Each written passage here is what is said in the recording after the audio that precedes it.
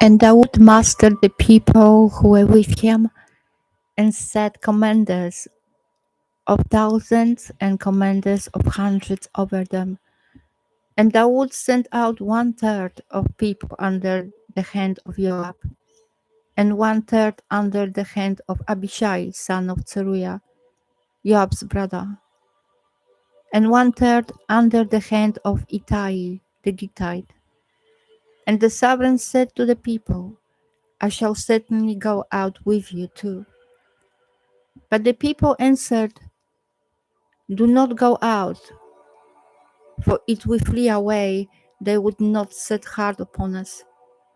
Even if half of us die, they would not set heart upon us.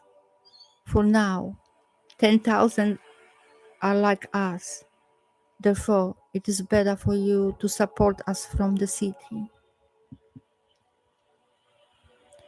And the sovereign said to them, that which is good in your eyes I do. And the sovereign stood beside the gate, and all the people went out by hundreds and by thousands. And the sovereign ordered Joab and Abishai and Ittai, saying, be gentle with the young man Abshalom for my sake. And all the people heard when the sovereign gave all the commanders orders concerning Abshalom. So the people went out into the field to meet Israel, and the battle was in the forest of Ephraim. And the people of Israel were smitten, therefore, before the sovereigns of Dawood, and the slaughter there that day was great, 20,000. And the battle there was scattered over the face of all the land, and the forest devoured more people that day than the sword devoured. And when Absalom met the servant of Dawood, Absalom was riding on a mule, and the mule went under the thick branches of a great terebinth tree, and his head caught hold in a terebinth tree, and he was suspended between the heavens and earth, while the mule which was under him passed on. And a certain man saw it and informed Joab and said, look, I saw Absalom hanging in a terebinth tree. And Joab said to the man who informed him, now look, you saw, and why didn't you not strike him to the earth there? Then I would have given you 10 pieces of silver and belt. But the man answered Joab, thought I were to receive 1,000 pieces of silver in my hand, I would not raise my hand against the son of the sovereign, because in our hearing the sovereign commanded you and Abishai and Ittai, saying, take heed, you who go against the youth, against Absalom. Otherwise I would have been untrue to my own life, for no matter is hidden from the sovereign, and you yourself would have set yourself against me. And Joab said, let me not waste time here with you. And he took 3 spears in his hand and thrust them through Absalom's heart, while he was still alive in the midst of the terebinth tree. And the young man who bore Joab's armor went around and struck Absalom and put him to death. And Joab blew with the shofar, and the people returned from pursuing Israel, for Joab had held the people back. And they took Absalom and threw him into a large pit in the forest, and heaped a very large pile of stones over him, and all Israel fled, each one to his tent. And Absalom in his lifetime had taken and set up a monument for himself, which is in the sovereign's valley. For he said, I have no son to keep my name in remembrance. And he called the monument after his own name, and to this day it is called Abshalom's monument. And Ahimaaz, son of Zadok, said, Please let me run and take the news to the sovereign, for Yahweh has avenged him of his enemies. But Joab said to him, You are not the man to take the news today, but you shall take the news another day. But today you do not take news, because the sovereign's son is dead. And Joab said to Cushite, Go inform the sovereign what you have seen. And the Cushite bowed himself to Joab and ran. And Ahimaaz, son of Zadok, said again to Joab, And whatever might be, please let me also run after the Cushite. And Joab said, Why would you run, my son? There is no news to bring you reward. And whatever may be, he said, Let me run. So he said to him, Run. And Ahimaaz ran by the way of the plain and passed the Cushite. And Dawood was sitting between the two gates.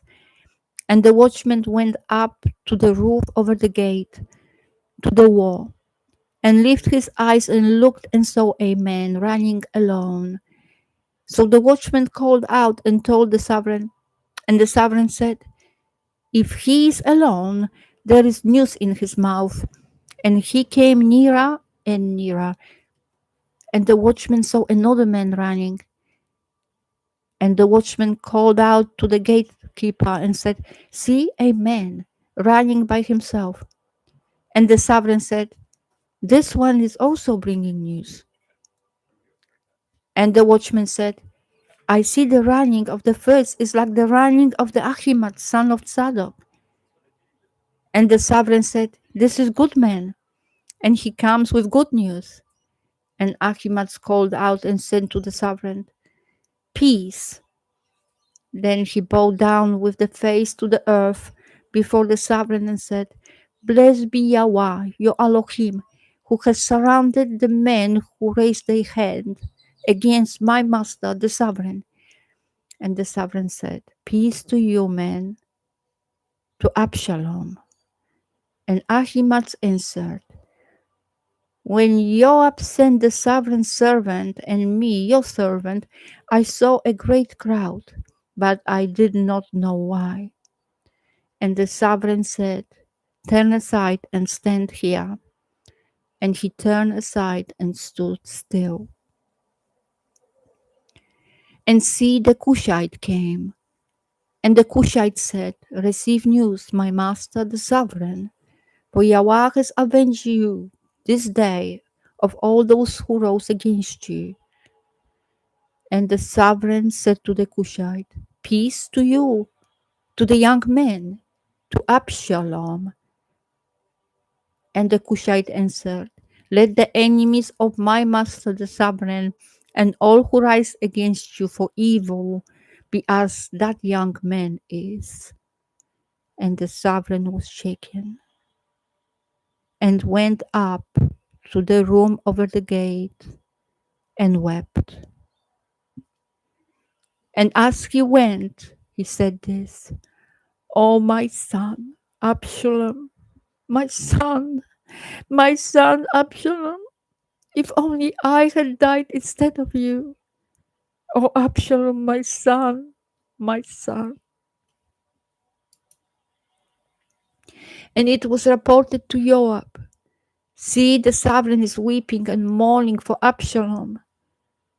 So the deliverance that day was turned into mourning for all the people.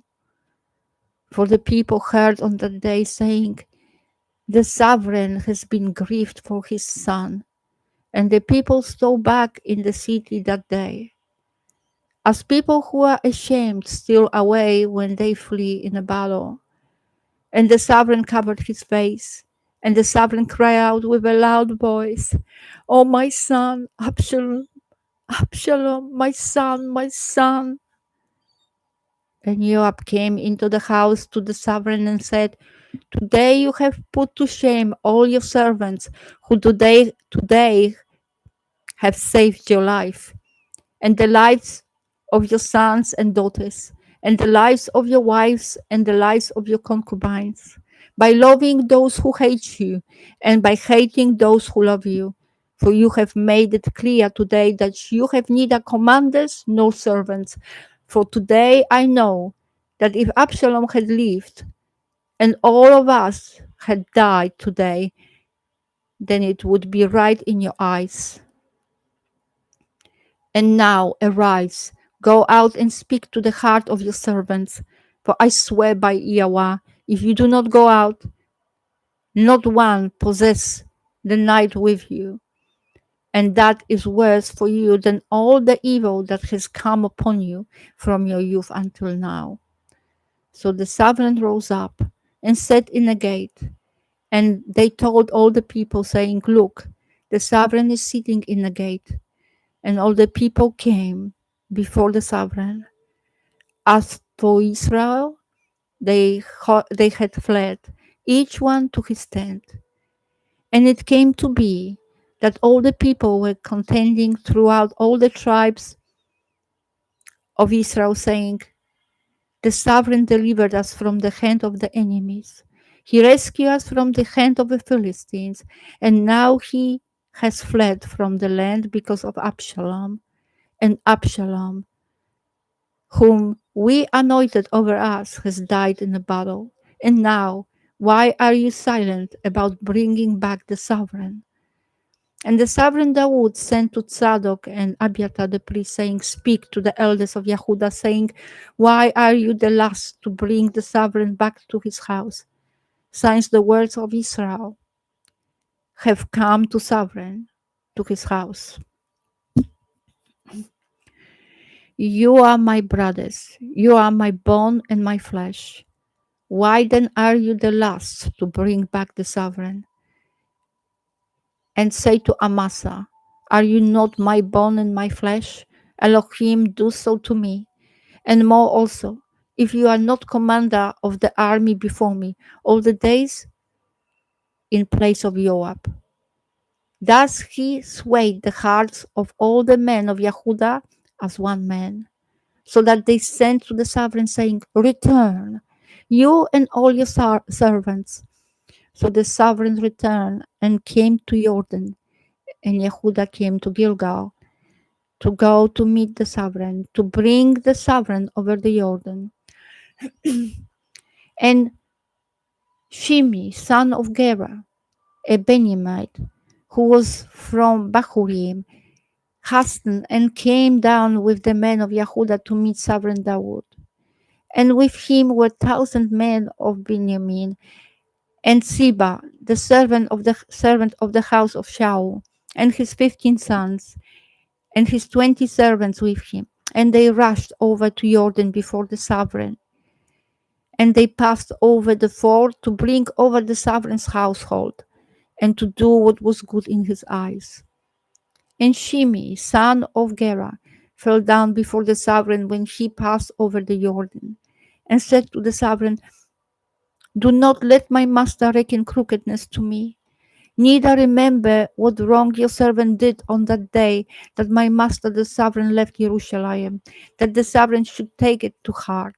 For I, your servant, know that I have sinned. And see, I have come today, first of all the house of Yusuf, to go down to meet my sovereign, my master." But Abishai, son of Zeruiah, answered and said, "Should Shimi not be put to death for this, because he cursed the anointed of Yahweh?" And Dawood said, "What have I to do with you, sons of Zeruiah, that you are to be adversaries to me today? Should my men be put to death in Israel today? For do I not know that I am a sovereign of Israel today?" So the sovereign said to Shimi, "You do not die. And the sovereign swore to him. And Mishbosheth, son of Shaul, came down to meet the sovereign, and he had not attended to his feet, nor trimmed his mustache, nor washed his garments, from the day the sovereign went away until the day he came back in peace. And it came to be, when he had come to Jerusalem to meet the sovereign, that the sovereign said to him, "Why did you not go with me, Mishbosheth?" And he answered, "My master, O sovereign, my servant deceived me. For your servant said, I'm saddling a donkey for myself to ride on it and go to the sovereign, because your servant is lame. And he spoke slander against your servant to my master the sovereign.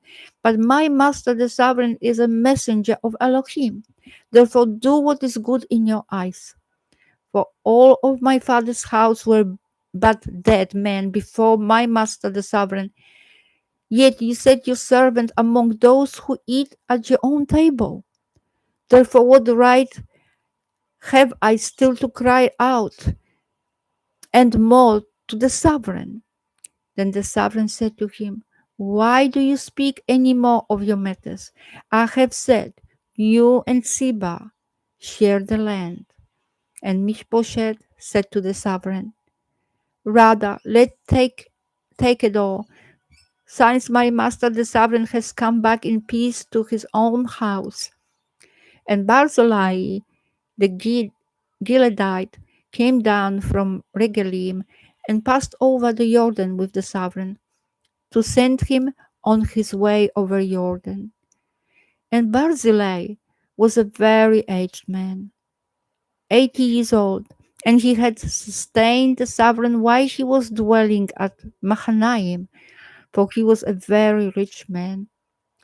And the sovereign said to Barzillai, "Pass over me, and I should provide for you with me in Jerusalem."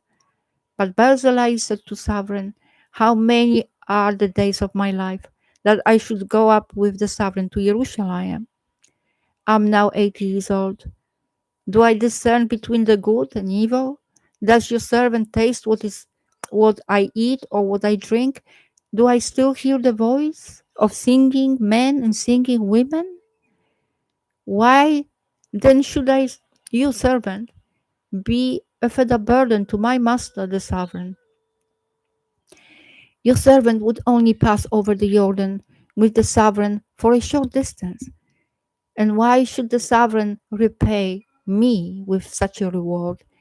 Please let your servant turn back again to die in my own city, near the burial site of my father and mother.